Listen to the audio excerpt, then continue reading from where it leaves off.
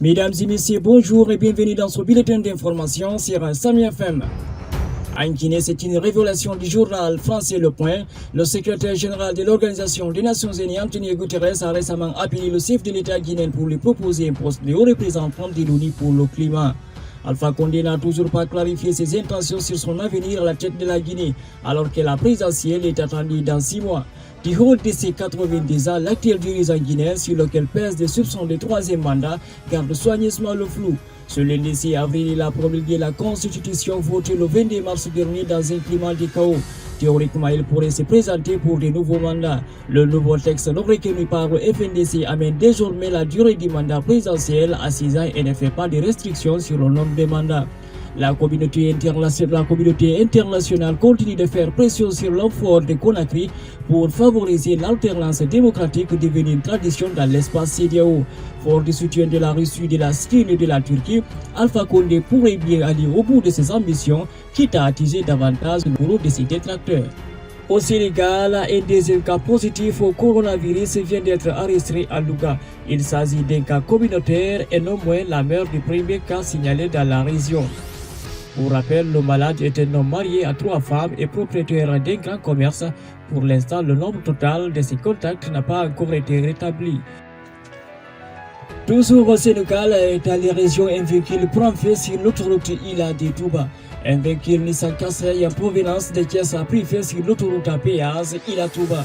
Selon certaines indiscrétions, le véhicule n'est autre que celle du frère de l'animateur Famatioun.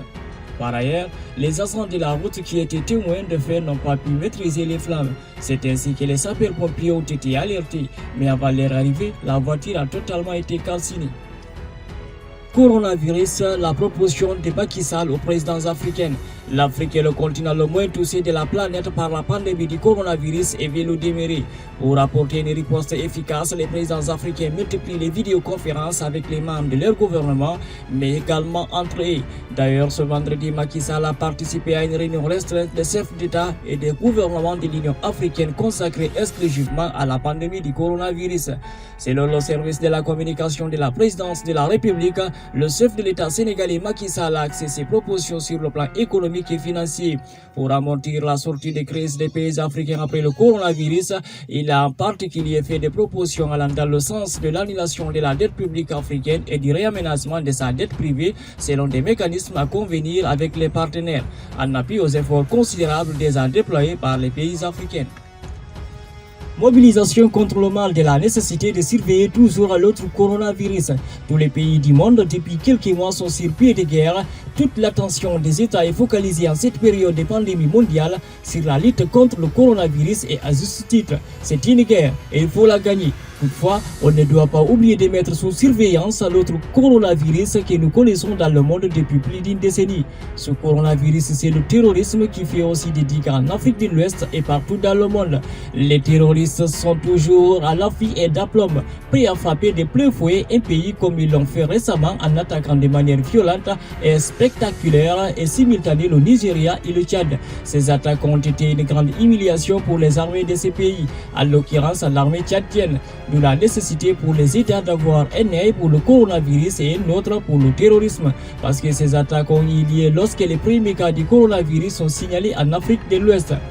Le 23 mars 2020, en pleine crise du coronavirus, l'armée tchadienne résolument engagée dans la lutte contre le terrorisme dans le Sahel et en Afrique centrale a été attaquée à Boma dans la province du Lac.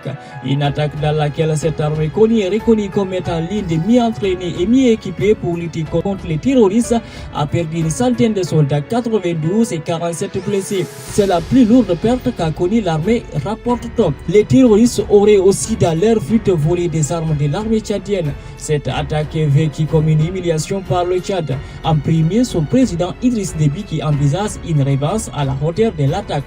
Ainsi s'achève ce bulletin d'information qui vous a été présenté par Sira Youssef Diallo, m'a assisté Babasso.